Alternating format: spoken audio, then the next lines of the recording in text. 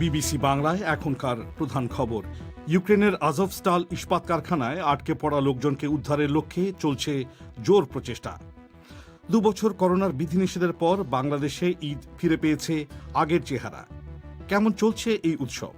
আমার মা অনেকদিন পর, প্রায় 3 বছর পর একসাথে ছেলের বউ, মেয়ে, জামাই সবাইকে নিয়ে ঈদ করছে। তো ওই আনন্দটা তার মুখ দেখলে বোঝা যায়, তার হাসিটা হচ্ছে কান ও কান বরাবর হাসি হয়ে আছে আর কি। কিন্তু ঈদের দিনে ভারতের বিভিন্ন জায়গায় হয়েছে হিন্দু মুসলমান সংঘাত। এই সব কিছু এবং আরো নানা বিষয় নিয়ে বিবিসি বাংলায় আজকের প্রবাহ।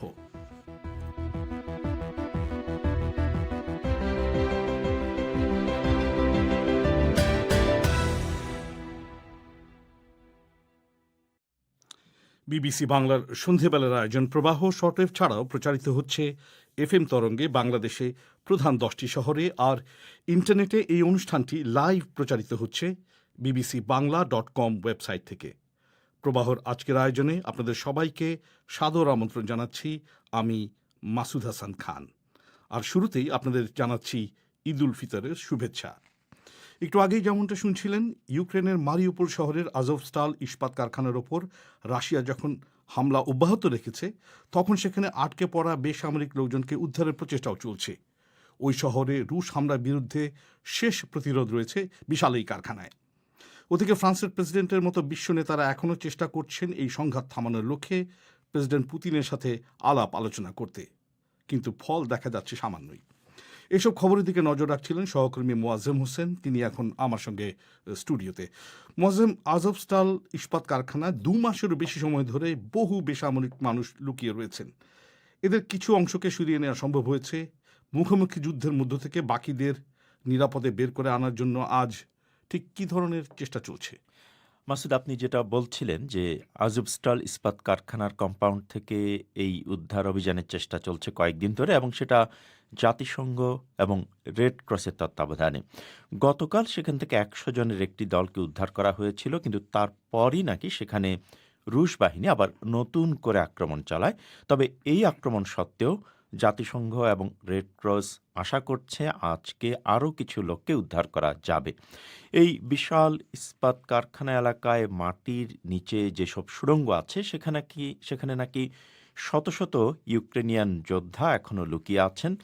মারিউপোলের মেয়র ভাদিম বয়চেঙ্কো তিনি বলেছেন, ইউক্রেনিয়ান যোদ্ধাদের পাশাপাশি 200-র বেশি বেসামরিক মানুষও সেখানে আছেন, কিছু শিশুও আছেন। এদেরকেই আজকে বের করে আনার চেষ্টা হবে। এর পাশাপাশি মারিউপোল শহরে যেসব বেসামরিক মানুষ আছেন তারাও চাইলে এই উদ্ধারকারী অভিযানের গাড়িবহরে যুক্ত হতে পারবেন। তো ধারণা করা হচ্ছে মারিউপোল শহরেও এখনো প্রায় 1 লক্ষ বেসামরিক মানুষ রয়ে গেছেন। মোয়াজ্জেম, মারিউপোল সহ বৃহত্তর দোনেৎস্ক অঞ্চলের বিভিন্ন জায়গায় রুশ গোলাবর্ষণ চলছে, লড়াই চলছে। তো সেই সব লড়াইয়ের সর্বশেষ খবরাখবর কি পাওয়া যাচ্ছে? দোনেৎস্ক অঞ্চলে রুশ গোলাবর্ষণে কিছু প্রাণহানির খবর পাওয়া যাচ্ছে। ওই অঞ্চলের ইউক্রেনিয়ান গভর্নর পাবলো কিরিলেঙ্কো তিনি দাবি করছেন যে আজকে সকালে সেখানে রুশ গোলাবর্ষণে 9 জন বেসামরিক মানুষ মারা গেছেন। তিনি টেলিগ্রাম চ্যানেলে এক বার্তায় জানিয়েছেন, অ্যাভডিভকা বলে একটা শহরে সেখানে আকাশ থেকে বোমা ফেলেছিল রুশরা, সেখানে অন্তত 3 জন নিহত হয়েছে। অপর 3 জন নিহত হয়েছে ভাহলে ডারি বলে একটা শহরে, আর লিমান বলে আরেকটি শহরেও মারা গেছে 3 জন। দোনেৎস্ক অঞ্চলের অন্যান্য শহরেও নাকি রুশরা তাদের তীব্র গোলাবর্ষণ অব্যাহত রেখেছে, এবং সেখানকার আঞ্চলিক কর্তৃপক্ষ বেসামরিক লোকজনকে যুদ্ধ কবলিত এলাকা থেকে সরিয়ে নেওয়ার চেষ্টা করছেন। তবে এসব দাবি বিবিসি এখনও পর্যন্ত স্বাধীনভাবে যাচাই করতে পারেনি। মোয়াজ্জেম, ইউক্রেন যুদ্ধ শুরু হওয়ার পর প্রথম কোনো রাষ্ট্রনেতা, ব্রিটেনের প্রধানমন্ত্রী বরিস জনসন আজ ইউক্রেনের সংসদে একটা ভাষণ দিয়েছেন। তো সেখানে কি বার্তা দিয়েছেন মিস্টার জনসন? বরিস জনসন এই ভাষণটা দিয়েছিলেন একটা ভিডিও লিঙ্কের মাধ্যমে। মিস্টার জনসন তাঁর ভাষণে ইউক্রেন যেভাবে তাঁর ভাষায় রুশ আগ্রাসনের বিরুদ্ধে রুখে দাঁড়িয়েছে তাকে ইউক্রেনের সেরা সময় বলে বর্ণনা করেছেন। তিনি আসলে দ্বিতীয় বিশ্বযুদ্ধের সময় চার্চিল যেভাবে নাৎসি জার্মানির বিরুদ্ধে ব্রিটেনের প্রতিরোধকে দেশটির ফাইনেস্ট আওয়ার বা সেরা সময় বলে বর্ণনা করেছিলেন। ইউক্রেনের বর্তমান ভূমিকাকে আসলে তার সঙ্গে তুলনা করেছেন। তিনি ইউক্রেনকে $৩৭৫ মিলিয়ন সামরিক সাহায্য প্রদানেরও ঘোষণা দিয়েছেন। তিনি এরকম একটা বার্তা দিতে চেয়েছেন যে ব্রিটেন ইউক্রেনের পাশে আছে, তারা রাশিয়ার বিরুদ্ধে লড়াইয়ে দেশটিকে সব ধরনের সহায়তা দিয়ে যাবে। এবং প্রধানমন্ত্রী এই ভাষণটি দিয়েছেন পরশুদিন ব্রিটেনে স্থানীয় সরকার নির্বাচনের ঠিক আগে আগে। আগে। তো ফরাসি প্রেসিডেন্ট ম্যাক্রো আজ রুশ প্রেসিডেন্টের সাথে টেলিফোনে কথা বলবেন বলে খবর বেরিয়েছিল। সেখান থেকে কি কিছু জানা যাচ্ছে? এই টেলিফোন আলাপের বিস্তারিত কিছু এখনো পর্যন্ত জানা যায়নি। আপনি জানেন যে ইউরোপের নেতাদের মধ্যে ফরাসি প্রেসিডেন্ট ম্যাক্রোই আসলে ইউক্রেন সংকটের শুরু থেকে রুশ প্রেসিডেন্ট পুতিনের সঙ্গে বারবার কথা বলছিলেন। তিনি সামনাসামনি গিয়ে সাক্ষাৎ করেছেন, টেলিফোনে অনেক দীর্ঘ সময় ধরে বারবার কথা বলেছেন। তবে মাঝখানে একটা দীর্ঘ 1 মাসের বিরতির পর এবং তিনি পুনর্নির্বাচিত হওয়ার পর আবার নতুন করে রুশ প্রেসিডেন্টের সঙ্গে এই আলোচনা শুরু করছেন। আপনাকে অনেক অনেক ধন্যবাদ। ইউক্রেন যুদ্ধের সর্বশেষ খবর শুনছিলেন সহকর্মী মোয়াজ্জেম হোসেনের কাছে। আপনারা শুনছেন বিবিসি বাংলার সন্ধেবেলার আয়োজন প্রবাহ। আপনাদের সঙ্গ দিচ্ছি আমি মাসুদ হাসান খান।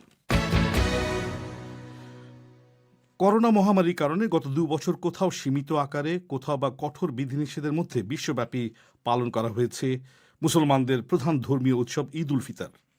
বাংলাদেশেও নানা ধরনের বিধিনিষেধের কারণে উদযাপনের মাত্রা ছিল নিয়ন্ত্রিত। 2 বছর খোলা ময়দানে ঈদের জামাত হয়নি, নামাজ শেষে কোলাকুলিতে ছিল কুণ্ঠা, আর আত্মীয় স্বজনের বাড়িতে নিমন্ত্রণও ছিল একেবারেই কম। এই সময়কালে পরিবার পরিজনের সাথে ঈদের খুশি ভাগাভাগি করে নেওয়ার জন্য গ্রামে যেতে পারেননি বহু মানুষ। কিন্তু এবছর পরিস্থিতি ভিন্ন। করোনা ভাইরাস সংক্রমণের হার অনেক কম, নেই স্বাস্থ্য সংক্রান্ত বিধিনিষেধ। বাংলাদেশে আজ কেমন কাটছে ঈদ, শুনুন সংবাদদাতা সৈয়দা আক্তারের কাছে।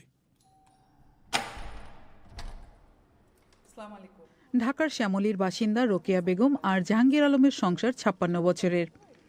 অতিথি পরায়ণ হিসেবে আত্মীয় বন্ধু মহলে তাদের পরিচিতি রয়েছে। সেই সঙ্গে চারপাশের সবার সঙ্গে মিলেমিশে থাকতে ভালোবাসেন এই দম্পতি।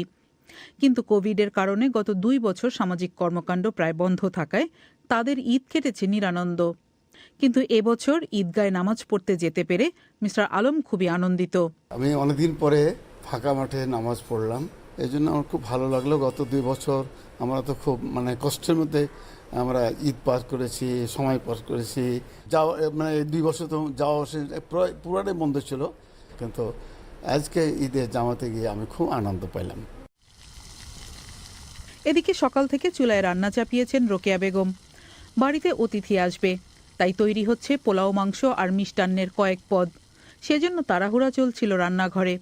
বিবিসিকে তিনি বলছিলেন তাদের দুজনেরই বয়স 60-এর বেশি হওয়ায় কোভিডের সময় তারা সতর্ক ছিলেন। কিন্তু ঈদের দিনেও বাড়িতে অতিথি আসছে না, কোভিডের সময় এটাতেই যেন তিনি ছিলেন সবচেয়ে দুঃখিত। কি যে একটা দুরবস্থা, যে কেউ কারো মুখেও দেখতে পাই না, আত্মীয় স্বজন নিজের সন্তানেই আসতে ভয় পেত। যে 2 বছর তো কোনো অতিথি আসতো না, নিজেরাই যা রান্না করেছে নিজেরা খেয়েছে। অতীতে তো চিন্তাই করা যেত না এখন যে কি আসবে না আসবে।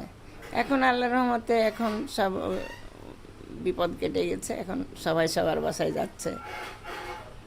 বাংলাদেশে গত সপ্তাহখানেক যাবৎ করোনা ভাইরাস সংক্রমণের হার 1%-এর নিচে। আর টানা 12 দিন কোভিড আক্রান্ত হয়ে কারো মৃত্যু ঘটেনি, যে কারণে ঈদ উদযাপনের সাধারণ চিত্রই যেন দেখা গেল ঢাকায়। বিভিন্ন জায়গায় মেলার প্রস্তুতি চলছে, চটপটি ফুচকার দোকান বসানোর প্রস্তুতিও চলছে। আর বিভিন্ন বয়সী মানুষজন ঘুরতে বেরিয়েছেন। মিরপুরের বাসিন্দা আফরোজা নিপা বলছিলেন পরিবারের সদস্যদের নিয়ে বেড়াতে যাবার পরিকল্পনা রয়েছে তাদের। আগে থেকেই প্রস্তুতি নেওয়া হচ্ছিল যে কিভাবে ঈদটা উদযাপন করব, আত্মীয় স্বজনের সাথে দেখা সাক্ষাৎ করব।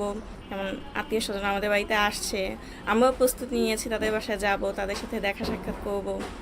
সরকারি হিসাব বলছে এবছর ঈদের লম্বা ছুটিতে ঢাকা ছেড়েছেন প্রায় 1 কোটি লোক। তবে ঢাকা শহর ছেড়ে বাইরে যাওয়া মানুষের বড় অংশটি গেছেন নিজেদের পরিবারের সাথে ঈদ করবার জন্য। এদের একজন তানিয়া সুমি। তিনি সড়কে প্রায় 6 ঘন্টা জ্যাম পেরিয়ে ঢাকা থেকে জামালপুরে গেছেন। আমার মা অনেকদিন পর, প্রায় 3 বছর পর একসাথে ছেলের বউ, মেয়ে, জামাই সবাইকে নিয়ে ঈদ করছে।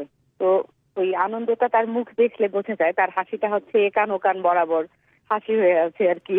মহামারী চলাকালে স্বাস্থ্যবিধি অনুসরণের ক্ষেত্রে অনেকের অনীহা ছিল, বিশেষ করে গ্রামাঞ্চলে। কিন্তু তা সত্ত্বেও সাধারণত ঈদের সাথে বিয়ে বা আকিকার মতো অনুষ্ঠানের তারিখ ফেলার যে রেওয়াজ, যার মূল উদ্দেশ্য ছুটিতে সব আত্মীয়ের উপস্থিতি নিশ্চিত করা, সেটি গত 2 বছরে কিছুটা কমই ছিল। কিন্তু নতুন পরিস্থিতিতে সবাই যেন অনেকটাই ফিরে গেছেন আগের নিয়মকানুনে। ঢাকার একজন স্কুল শিক্ষক সোনিয়া চৌধুরী সুমি সিরাজগঞ্জের কলমাকান্দায় গেছেন ঈদ করতে, যেখানে তাদের পরিবারে 2টি বিয়ের অনুষ্ঠানে অংশ নিয়েই ফিরবেন তারা।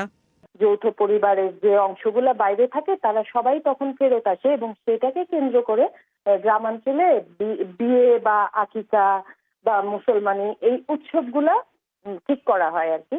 আমাদের পরিবারেই পরপর 2টো বিয়ের অনুষ্ঠান একই সাথে ঈদের সাথে তাল মিলিয়ে চলছে। কয়েকদিনের তীব্র তাপপ্রবাহ শেষে গতকাল থেকে দেশের বিভিন্ন জায়গায় শুরু হয়েছে কালবৈশাখী ঝড় আর বৃষ্টি। ঈদের দিনেও ঢাকাসহ বিভিন্ন জেলায় বৃষ্টি হয়েছে। এর মধ্যে কিশোরগঞ্জের শোলাকিয়ায় এবারও দেশের সবচেয়ে বড় ঈদের জামাত অনুষ্ঠিত হয়েছে। শুনছিলেন সাইয়েদা আক্তারের প্রতিবেদন ঢাকা থেকে। ভারতের বিভিন্ন জায়গায় সাম্প্রতিক হিন্দু মুসলিম সংঘর্ষের পটভূমিতেই আজ ঈদের দিনেও বেশ কয়েকটি জায়গায় বিক্ষিপ্ত সহিংসতা ঘটেছে। রাজস্থানের যোধপুরে ঈদের আগের রাত থেকেই 2 সম্প্রদায়ের মধ্যে দফায় দফায় সংঘর্ষের ঘটনা ঘটেছে। সেখানে কারফিউ জারি করে ইন্টারনেট পরিষেবাও বন্ধ করে দেওয়া হয়েছে। কাশ্মীরের শ্রীনগরের জামা মসজিদ বা ঈদগায় এবারও কাউকে ঈদের নামাজ পড়তে দেয়া হয়নি। আর অনন্তনাগে ঈদের জামাতের পর নিরাপত্তা বাহিনীকে লক্ষ্য করে স্থানীয় বাসিন্দারা পাথর ছুঁড়েছেন। মধ্যপ্রদেশের খারগোনে কারফিউ শিথিল না করায় মুসলিমরা নামাজ পড়েছেন বাড়ির ভেতরেই। সব মিলিয়ে ভারতের মুসলিমরা এবার কেমন ঈদ কাটালেন জানার চেষ্টা করেছেন দিল্লিতে সংবাদদাতা শুভজ্যোতি ঘোষ। পশ্চিম ভারতের শহর যোধপুরে আজকের ঈদের নামাজের পরই হিন্দু ও মুসলিমদের মধ্যে ব্যাপক পাথর ছোড়াছুড়ি শুরু হয়। শহরের একটি গুরুত্বপূর্ণ মোড়ে আজ হিন্দুদের পরশুরাম জয়ন্তীর গেরুয়া পতাকা থাকবে নাকি মুসলিমদের সবুজ পতাকা, তাকে কেন্দ্র করেই গতরাত থেকে ছিল তীব্র উত্তেজনা। দফায় দফায় সংঘর্ষের পর পুলিশ ব্যাপক লাঠিচার্জ শুরু করে। মোবাইল ইন্টারনেট বন্ধ ছিল ভোর থেকেই। দুপুরের পর কারফিউও আরোপ করা হয়।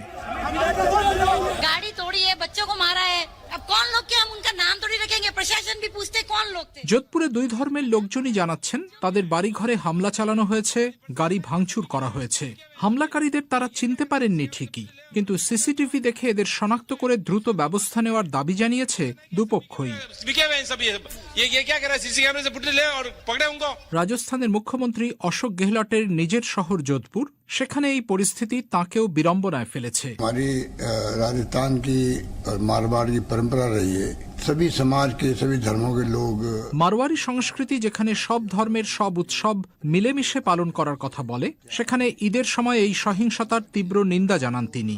আবেদন জানান সবাইকে শান্তিতে থাকার। मैं अपील करना चाहूंगा कि तमाम लोग শান্তি বজায় রাখেন। গত কয়েক সপ্তাহ ধরে সাম্প্রদায়িক উত্তেজনায় থমথমে খারগোন শহরেও আজ দিনভর ছিল কারফিউ। মধ্যপ্রদেশ প্রশাসনের বুলডোজার দিন কয়েক আগেই যার দোকান আর পশু খামার ভেঙে দিয়েছে, সেই সাফরিন বেগের পরিবারেরও কেটেছে বিষণ্ণ ঈদ। परिवार ही पूरा खत्म कर दिया गया, मेरा जो रोजगार था वो भी पूरा खत्म कर दिया गया।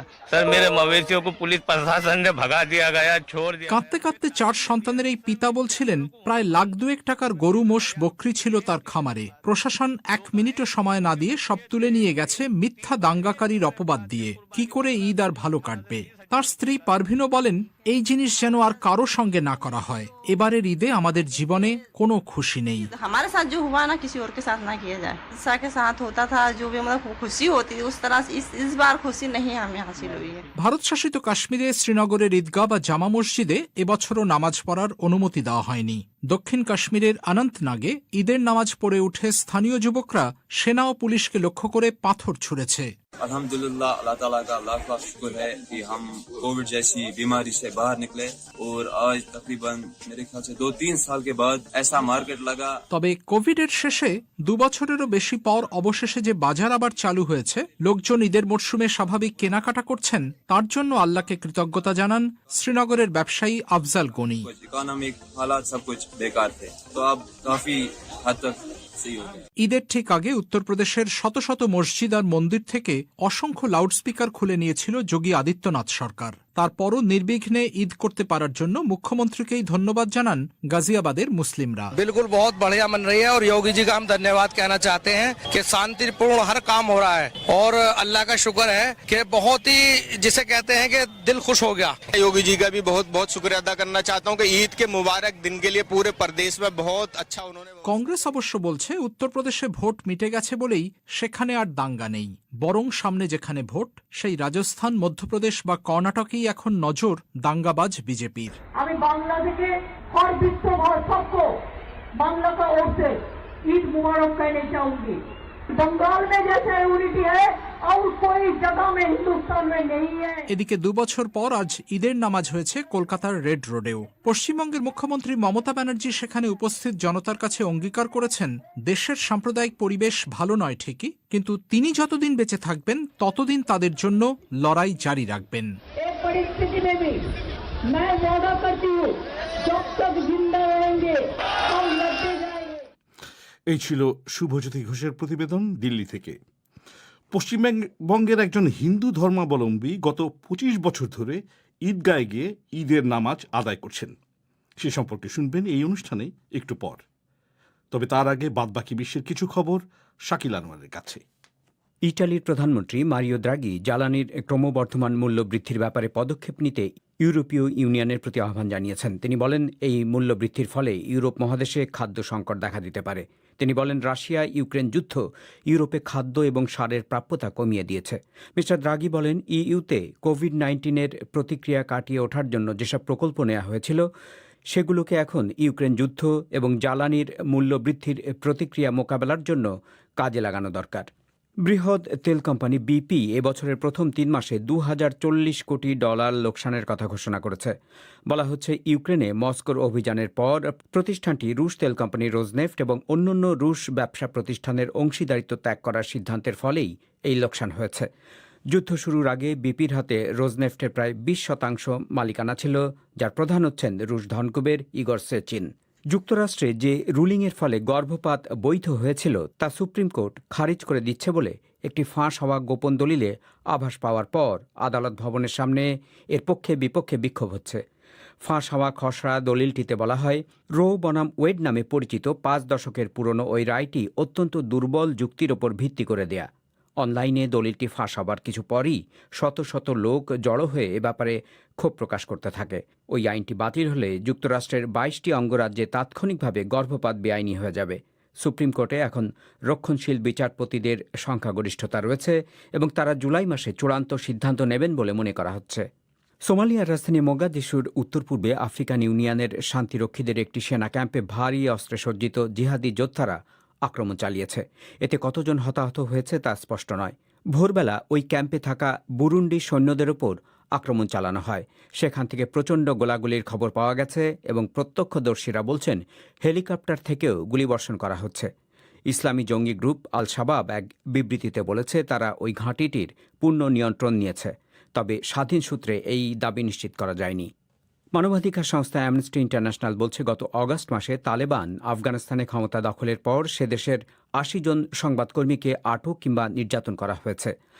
আজ সংবাদ মাধ্যমের স্বাধীনতার উপর আন্তর্জাতিক দিবসে অ্যামনেস্টি বলেছে, আফগানিস্তানে অন্তত 6000 সংবাদকর্মী চাকরি হারিয়েছেন। এদের মধ্যে নারীদের অবস্থা বেশি শোচনীয়।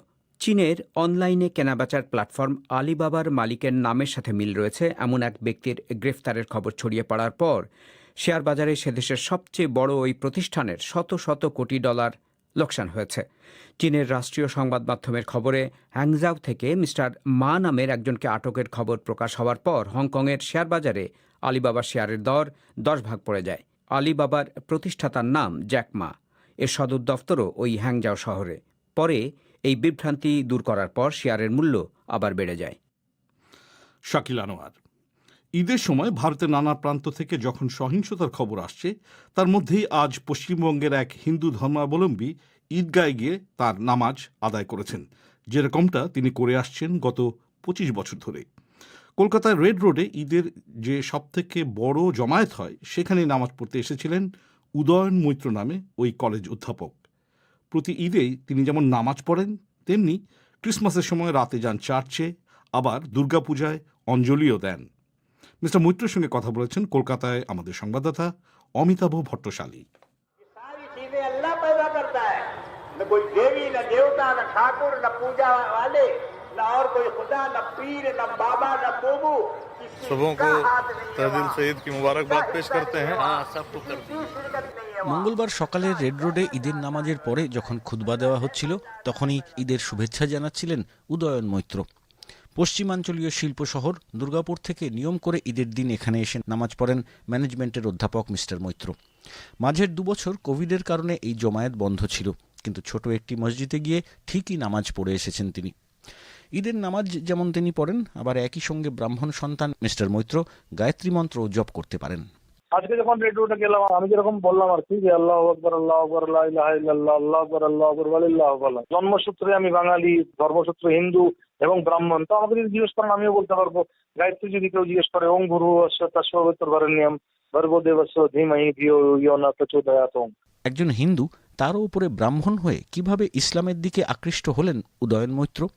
উত্তরে বলছিলেন, বাড়িতে যেমন ধর্ম নিয়ে খোলামেলা পরিবেশে বড় হয়েছেন, আবার পড়াশুনো করেছেন খ্রিস্টান স্কুলে, আর কলেজে পড়ার সূত্রে কলকাতায় এসে যে এলাকায় থাকতেন সেখানে প্রতিবেশী হিসেবে পেয়েছিলেন বেশ কয়েকটি শিক্ষিত মুসলমান পরিবারকে। তাদের সান্নিধ্যেই ইসলামের প্রতি তার আকর্ষণ গড়ে ওঠে। অটোমেটিক্যালি আমার ইন্টারমিংলিং হতে শুরু করলো, তাদের টেস্ট অ্যান্ড প্রেফারেন্সেস, তাদের ট্র্যাডিশন। একসাথে আমি ওই সকালবেলা নামাজে ওনারা যখন যেতেন আমিও তাদের সাথে যাওয়া শুরু করলাম। তারপর আস্তে আস্তে আমি একসময় ওয়েস্ট বেঙ্গল স্টেট হজ কমিটির তরফে ভলেন্টিয়ার হয়ে যখন হাজি সাহেবরা যেতেন হজের জন্য আর কি, তখন আমি তাদের হাতে তাসবিহ আর জানামাজ তাদেরকে তুলে দিতাম। ওনারা যখন হজ করে ফিরতেন তো আমার জন্য ওই জমজমের পানি নিয়ে আসতো। এইসব জিনিস আমাকে ভীষণভাবে অ্যাট্রাক্ট করতো আর কি। ইসলামের প্রতি আকর্ষণ দেখে অনেকে যেমন সন্দেহ করেন যে তিনি ধর্ম পরিবর্তন করেছেন, কেউ আবার তার স্ত্রীকে বলেছেন নিশ্চয়ই মিস্টার মৈত্রের কোনো মুসলমান নারীর সঙ্গে সম্পর্ক আছে, যাকে খুশি করার জন্যই ইসলাম প্রীতি দেখান তিনি।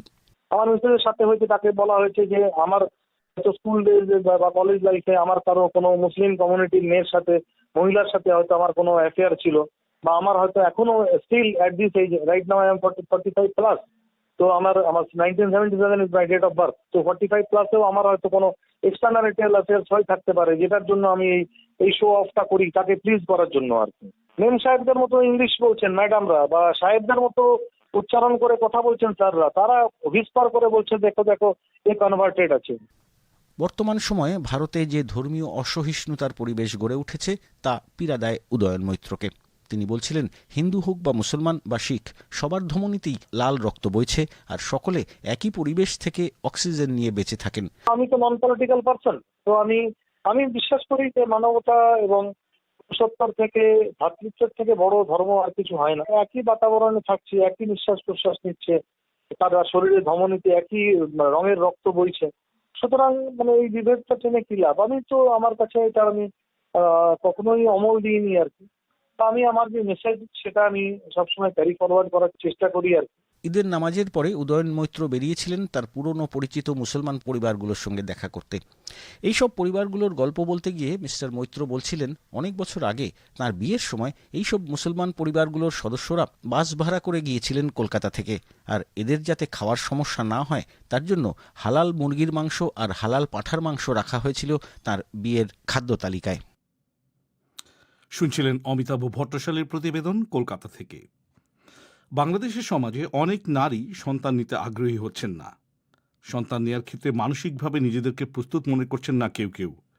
আবার কিছু নারী মনে করছেন উত্তরাধিকার সহ সমাজে দীর্ঘ সময় ধরে সন্তানকে ঘিরে প্রচলিত ধ্যান ধারণার চেয়ে সন্তান না চাওয়ার ব্যাপারে নিজের সিদ্ধান্ত নেওয়াটা তাদের জন্য বেশি জরুরি। সমাজবিজ্ঞানীরা বলছেন, সন্তান নেয়ার ক্ষেত্রে নারীরা আগ্রহী ছিলেন না এমন নজির আগেও ছিল, কিন্তু বর্তমানে ব্যক্তি স্বাধীনতার চর্চা বেশি হওয়ার কারণে এই সংখ্যাটা দিনকে দিন বাড়ছে। বিস্তারিত শুনুন ফারহানা পারভিনের কাছে। 10 বছরের দাম্পত্য জীবন জিন্না তারার। স্বামী স্ত্রী দুজনেই বেসরকারি প্রতিষ্ঠানে কাজ করেন। কাজ শেষে নিজেদের মতো করেই সময় কাটান। কিন্তু এই 10 বছরে জিন্না তারা একবারও সন্তান নিতে চাননি। কিন্তু কেন? আমার বাচ্চা জন্মের পর থেকে ওই বাচ্চা যতদিন না এস্টাবলিশড হচ্ছে ততদিন পর্যন্ত আমার টেনশন, আমার বাচ্চার টেনশন সবকিছু মিলে আমাকে চলতে হবে। এবং সে বাচ্চা এস্টাবলিশড হওয়ার পরেও যে আমার চিন্তাটা বাদ যাবে তাও না। আমার আমৃত্যু আমাকে শুধু বাচ্চার জন্যই আমার জীবনের 80% ব্যয় করতে হবে। আমি সেই জিনিসটা চাই না। আমি তো আমাকে ভালোবাসি আমি অনেক বেশি, এটাই বোধহয় সত্যি কথা। আমার নিজের শান্তি, অশান্তি, আরাম, আয়েশ এই বিষয়গুলোর প্রতি আমি অনেক বেশি গুরুত্ব দিই। আমি নির্ঝঞ্ঝাট থাকতে পছন্দ করি।